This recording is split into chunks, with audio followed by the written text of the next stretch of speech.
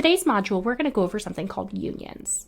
Unions, they're going to be part of your data wrangling toolset and something that you need to know if you're going to have a data analyst job. Let's break down this module into its individual components. First part of this module, where you are right now, is marrying your tables in Holy Catrimony. This will describe what unions are, kind of go into different table shapes, and go over the basics. That'll take about 11 minutes. The second part of this module is Unions Part Do, and this will be just going over some tips and tricks on how to make sure your unions work out correctly every time you do them. That'll be 5 minutes, and we'll round out this module with a do-it-yourself practice problem, and I'll go over the answer at the end. That'll take 12 minutes. Let's get started. Data can come in different shapes. It can either be long or it can be wide. I looked on the internet for a good definition, and I really like this one from Statology. So basically it just says that a wide format contains values that do not repeat in the first column versus a long format which contains values that do repeat in the first column. Okay, that sounds like English, but what does that really mean? Typically, we use wide data when doing analysis. So if you want to do some data modeling, you probably need to have wide data. Versus long data, I've found that I usually use that when I'm trying to do some visualization, if I want to do it in Excel or Tableau. And this isn't a hard and fast rule, this is just from my experience, what I've seen.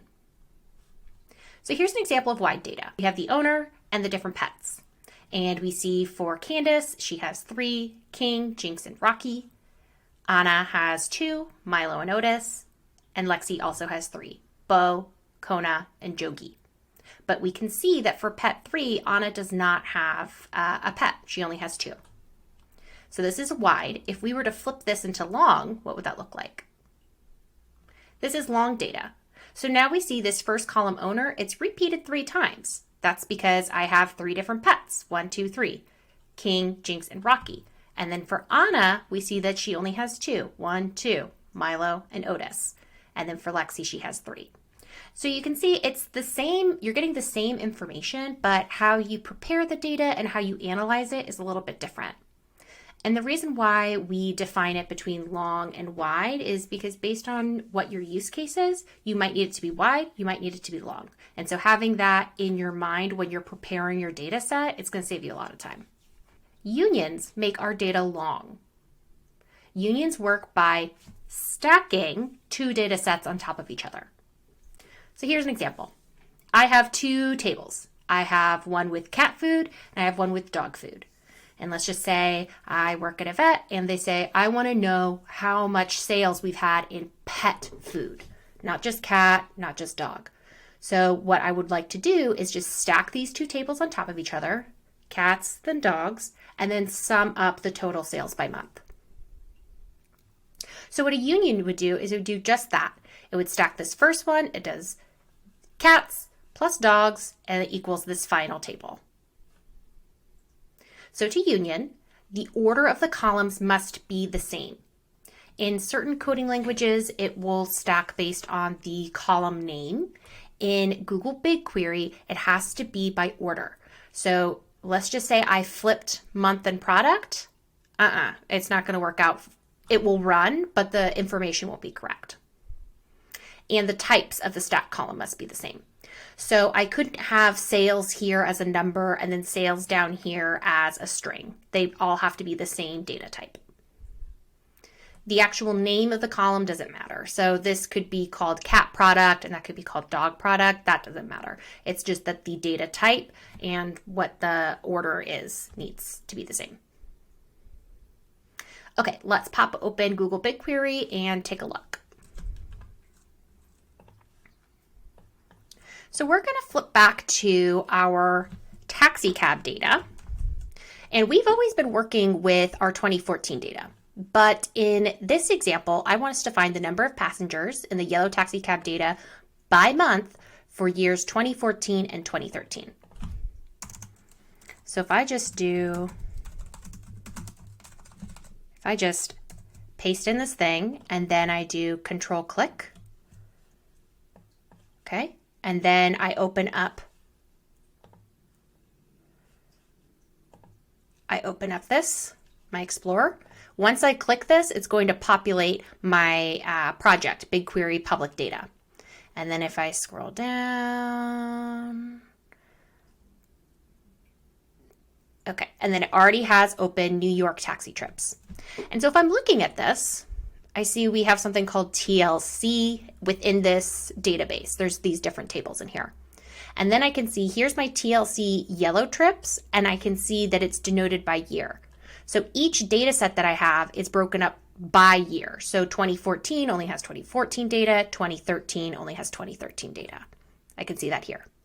And if I click on 2013 data, and let's compare the details. This table is called New York Taxi Trips .tlc yellow trips underscore 2013. And this is the same thing, but it's underscore 2014. Okay, so now that I know that, let's go ahead and answer the question. So we want to find the number of passengers in yellow taxi cab data by month for 2014 and 2013. So I pop over to my schema. I can get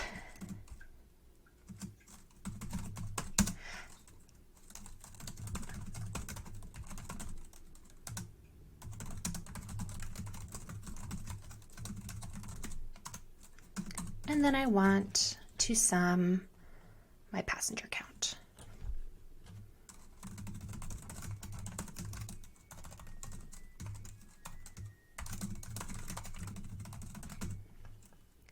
From my table, and since we're doing a sum, we need to do group by.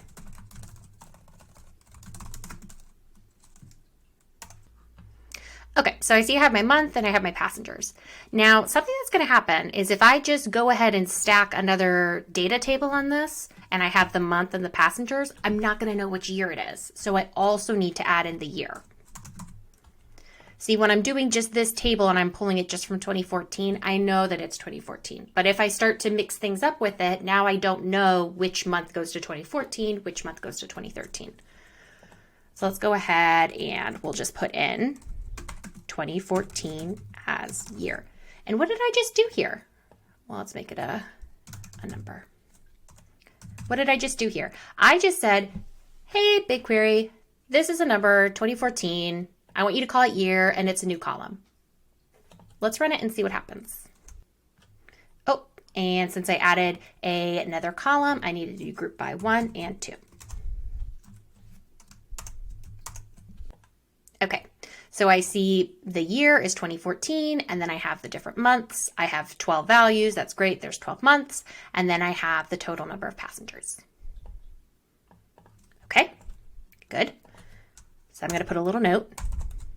This is taxi info for 2014. To union, after this group by, I do union all. And then I'm going to do the same thing here. I'm going to just do copy, paste. But now I don't want to do 2014 2 times. I want to change it to 2013 and change this to 2013. And if I want to just run this little piece just to look at it, I can do that.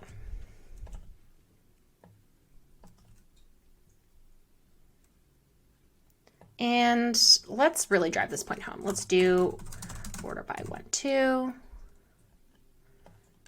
And let's put these side by side actually before I do the union. I think that'll help it make more sense.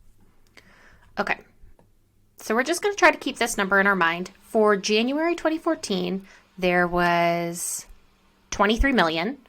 For January 2013, there was 25 million. Okay, just remember that. Just remember that. Okay, so now what I'm going to do is I have this query, I have this table here, boop, and this table here, and I want to stack these on top of each other. So I've already invoked my union all, and then I'm just going to do a little copy paste. Now, one thing with order by, he has to be the last one. So you can't do an order by and then a union. It has to be at the very end. Okay, now we're going to run.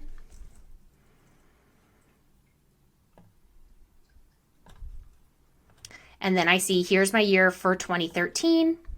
And then I have the 25 million, just like I was supposed to. And then if I scroll down, I have 2014, and then he has the 23 million, just like he was supposed to. And I can also see that before I originally had 12 rows, one for each month. Now I have 24. Now I have double. One for 2013, one for 2014. Now there's something called union all and union distinct. And I'm just going to talk high level what it is, but we're going to belabor the point in the next module, so don't worry about it. But the difference is union all just says, I don't care if there's a duplicate in your data. Table A is getting stacked to table B, end of story. With union distinct, it says, hey, is there a duplicate? If yes, I don't include it. So in this case, because there are no duplicates in the data, doing a union all versus a union distinct, it's the same thing. Let's jump back to the PowerPoint and wrap up this lesson. In today's lesson, we learned about long versus wide data, and we learned how to union tables together. In the next lesson, what we're going to do is look a little bit more into the union all versus the union distinct. See you there.